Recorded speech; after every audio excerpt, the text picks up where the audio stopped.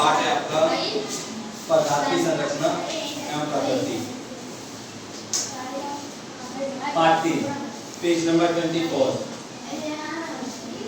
हाँ जी, अम्ल जिसको अंग्रेजी में हम क्या कहते हैं, एसिड। लेकिन ये अम्ल क्षार या भस्म जो बोल रहे हैं, या फिर कहें तुम्हारा लवण, ये होते क्या है?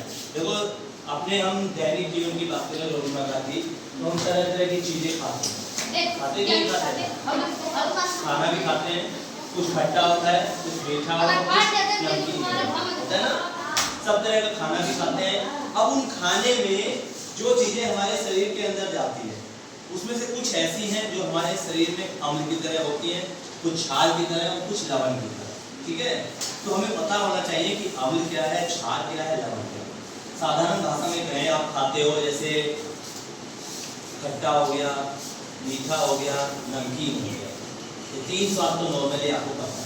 ठीक है, इसी तरह हम देखें, अगर घर में हम इस्तेमाल करते हैं खट्टी चीज़ों में, क्या इस्तेमाल करते हैं? नींबू है, सिरका है, सिरका देखते हो, चावल वाला भी डालता है, अचार में भी डाला जाता है, दही है, इमली है, कच्चा आम है।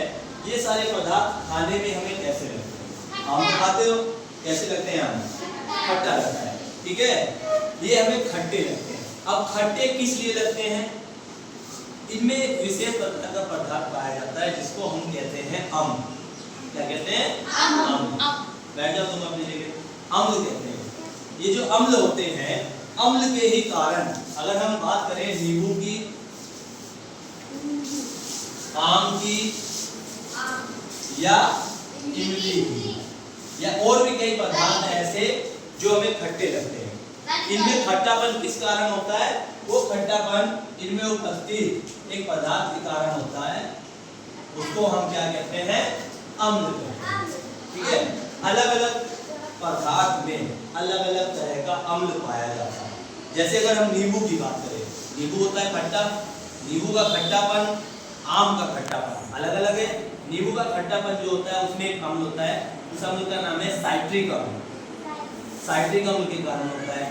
इसके अलावा ये किसमें पाया जाता है? संतरे में पाया जाता है, उसमें भी जो होता है नींबू के जैसा खट्टापन है, क्योंकि संतरा भी नींबू के परिवार का है। ठीक है, इसके अलावा सिरके की बात करें, सिरके में जो खट्टापन होता है वो किसके कारण होता है? एसिटिक अम्ल के कारण होता है, वो अलग तरह का अम्ल है। दही की बात करें तो उसमें एक लैक्टिक अम्ल होता है, दही का खट्टापन और चीजों के खट्टेपन से थोड़ा अलग होता है। ठीक है, इमली ये कच्चा आम है, इसका जो खट्टापन होता है वो इसमें उपस्थित टार्ट्रिक अम्ल के कारण होता है। अलग अलग पदार्थ में अलग अलग तरह के अम्ल होते हैं। ठीक है, तो ये अम्ल जो शब्द है अंग्रेजी में जिसे हम एसिड कहते हैं, वो एक लैटिन भाषा का शब्द है, एसियर। क्या शब्द है? एसियर। ये लैटिन भाषा का शब्द है, एसियर से बना हुआ है, और एसियर का मतलब ही होता है, क्या मतलब होता है? खट्टा। यानी जो चीज खट्टी है वो अम्ल कहलाती है। जब बड़ी क्लास में पढ़ोगे तो अम्ल की परिभाषा तुम्हारी बदल जाएगी, तब पीएच पे निकालोगे।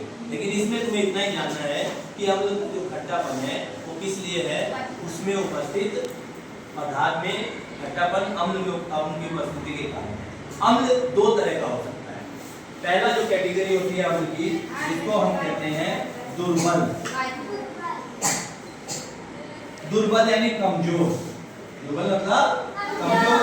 जो बच्चा दुर्बल होता है उसको हम क्या कहते हैं? कमजोर कहते हैं। कमजोर है लड़का, नहीं तो दुर्बल। ऐसा अम्ल जिसकी ताकत कमजोर हो, सही, यानी जिसकी ताकत क्या होगी? कमजोर होगी।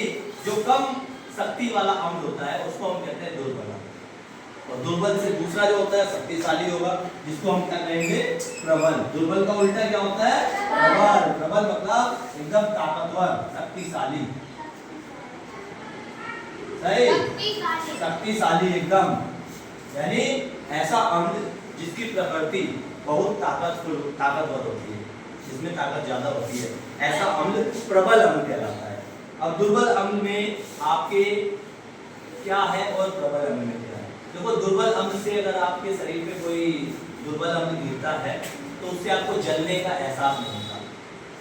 आपके शरीर पे दुर्बल अम्ल गिरेगा तो आपको जलेगा नहीं, कोई दर्द नहीं होगा। क्यों? क्योंकि उसकी ताकत बहुत कमजोर होगी। लेकिन जो प्रबल अम्ल होता है वो एक तरह से आपका तेजाब के रूप में कार्य करता है। तेजाब अगर कहीं शरीर पर पड़ जाए तो एकदम गलाने लगता है, चमड़ी को जलाने लगता है, यानी ये तेजाब का कार्य करता है, शक्तिशाली अम्ल। ठीक है, तो तरह तरह के अम्ल होते हैं। शक्तिशाली अम्ल में आपके कौन कौन से अम्ल हैं? दोबारा एक अम्ल होता है जिसको हम कहते हैं H2SO4 सल्फ्यूरिक अम्ल, दूसरा होता है HCl हाइड्रोक्लोरिक अम्ल, तीसरा होता है HNO3 सही नाइट्रिक अम्ल। ये अम्लों के नाम है। ये वैज्ञानिक तरीका है लिखने का, जिसे हम लिखते हैं इनके सूत्र के रूप में। इसको हम आगे वाले पाठों में पढ़ेंगे कि सूत्र कैसे बना। ठीक है, इसके अलावा अम्ल की एक वैरायटी हो है जिसको हम बात करते हैं, इसको हम कहते हैं तनु अम्ल। क्या कहते हैं? तनु अम्ल। तनु अम्ल, तनु अम्ल का मतलब क्या होता है? तनु का मतलब होता है जिसमें बहुत कम मात्रा में अम्ल है और ज्यादा मात्रा में पानी है। अम्ल जो है वो क्या है? वो कम है, ठीक है, और पानी क्या है? वो पानी ज्यादा है। तो ऐसे अम्ल को अगर शरीर पे कहीं गिरेगा तो कोई नुकसान होगा? नहीं होगा। तो ऐसा अम्ल जिसमें पानी ज्यादा होता है और अम्ल थोड़ा सा होता है वो तनु अम्ल कहलाता है। और दूसरा होता है इसका उल्टा, जिसको हम कहते हैं सांद्र अम्ल। क्या कहते हैं? सांद्र अम्ल। इसमें क्या होता है? अम्ल जो होता है वो तो होता है ज्यादा होता है, और जो पानी की मात्रा होती है वो क्या होती है? बहुत बहुत कम, एकदम ना के बराबर मान लीजिए। ऐसा अम्ल ही आपका शक्तिशाली अम्ल बन जाता है, जो अगर शरीर पर कहीं गिरेगा तो आपको जला देगा। ठीक है, अब हम सांद्र अम्ल से तनु अम्ल बना सकते हैं। कैसे बनाएंगे? इसका क्या तरीका है? देखो, इसके लिए हम क्या करते हैं, एक बर्तन के अंदर पानी लेते हैं। क्या लेंगे? पानी लेंगे। पानी बर्तन में लेंगे और इसमें फिर हम अम्ल थोड़ा थोड़ा करके डालेंगे। अम्ल इसके अंदर डालेंगे। अम्ल जब हम उसके अंदर डालेंगे थोड़ा थोड़ा करके, तो अम्ल जो होगा उसकी ताकत धीरे धीरे कम होती चली जाएगी, और वो जो सांद्र अम्ल होगा, शक्तिशाली अम्ल होगा, वो एकदम तनु अम्ल में बदल जाएगा। अगर इसका उल्टा हम करें, मान लीजिए बर्तन में अगर हम अम्ल ले लें और पानी डालें, तब भी ऐसा हो सकता है? नहीं हो सकता। उस कंडीशन में छींटे उड़ेंगे। जैसे आप अम्ल के अंदर पानी डालोगे एकदम जलने लगेगा, छींटा मारेगा, उसके छींटे आपके ऊपर भी आ सकते हैं, आप भी जल सकते हैं। तो बनाने का सबसे बढ़िया तरीका यही है। सांद्र अम्ल में हम कैसे बनाते हैं? तनु पानी रखते हैं और उसके अंदर थोड़ा थोड़ा अम्ल को डालते हैं, जिससे वो क्या हो जाता है? सांद्र से तनु में कन्वर्ट हो जाता है। सपोज कीजिए अगर आप किसी दिन अम्ल से जल जाओ, कोई काम कर रहे हो, तेजाब आपके हाथ पे गिर जाए, तो आप क्या करोगे? क्या करोगे?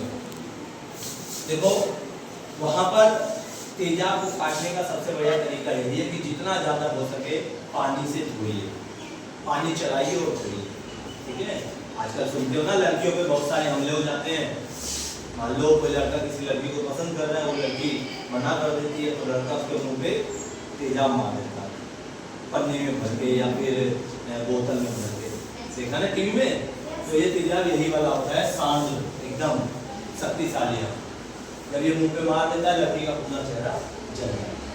पिक्चर भी आई है इस पे कई तरह की।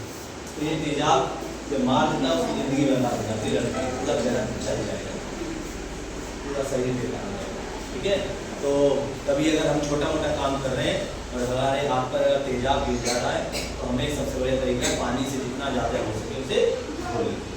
ठीक है, बंद करिए।